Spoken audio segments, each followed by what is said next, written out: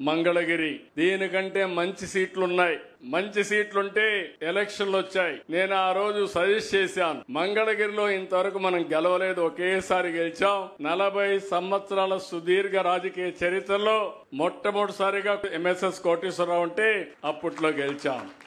తర్వాత మనం గెలవలేదు.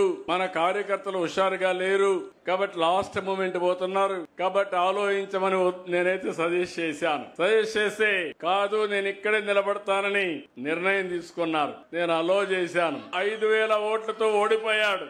ఓడిపోయినప్పుడు అన్నాడు, నేను ఎక్కడైతే ఓడిపోయానో అక్కడే అద్వితీయంగా గెలవాలి, మంచి మెజార్టీతో గెలవాలని పట్టుదలతో ముందుకు వచ్చాడు.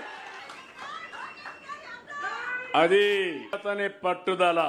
మీలో కూడా సమస్యలున్నాయని పారిపోతే సమస్యలే మనల్ని ఫినిష్ చేస్తాయి. ఒక్కొక్కసారి కలిసి రాకపోతే కలిసి వచ్చే మార్గాన్ని కసిగా పనిచేయగలిగితే అది సాధ్యం అవుతుంది.